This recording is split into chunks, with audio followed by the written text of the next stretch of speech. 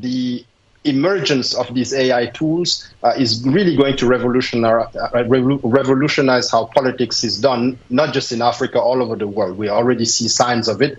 When you look at most political systems, is that a lot of times political parties only give attention to voters during campaigns and around election times. And that's one of the things that AI can really help with. You've seen already chatbots, that are being used by African parties in certain countries to be able to ask questions in real time, get a sentiment from voters, ask them specific questions about issues that they are concerned with. And that used to take a lot of resources, a lot of human presence on the ground, boots on the ground to be able to do, which means a lot of money. Now, political parties will be able to do that in a very cheap way. Technology is going to change that game and really allow small movements to be able to have a much larger reach immediately and have contact with voters that is increasingly going to feel very real, even though it's powered by AI. Let's stay on the issue of regulation. How important is regulation when it comes to regulating this new technology? It should be regulated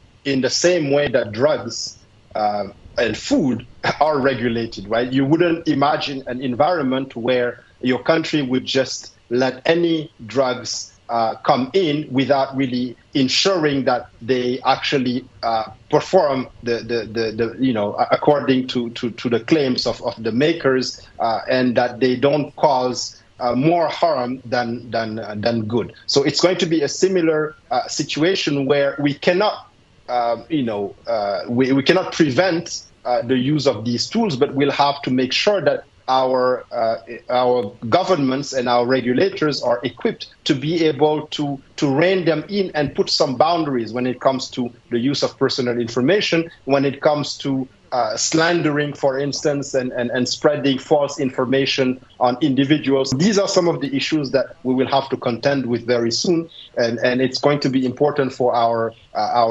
governments and our policy makers to really start thinking very early on how they may be able to fine-tune the tools that they have at their disposal, so that it doesn't end up being about, for instance, shutting down the internet, as is the case sometimes when we have elections on the continent, or, having some of these blunt force methods. That's not going to work anymore.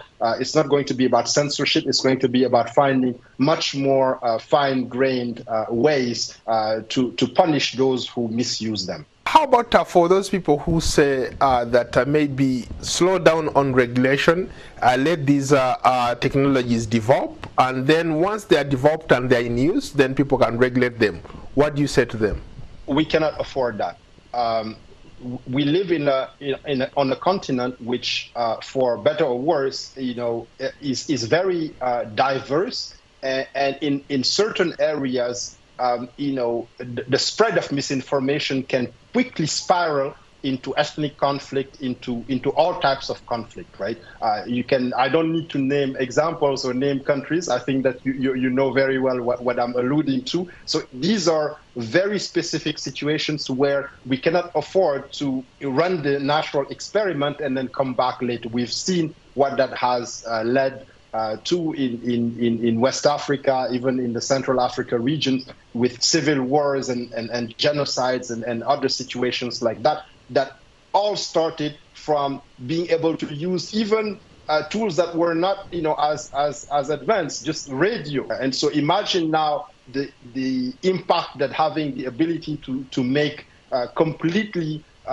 make up completely false information that looks so realistic that you can put your finger on it, you can see a video, you can hear a person say something that they've never said or do something they've never done, right? That is now possible, and we really need to be very careful, particularly in the context of the fragile situations that we have on our continent in terms of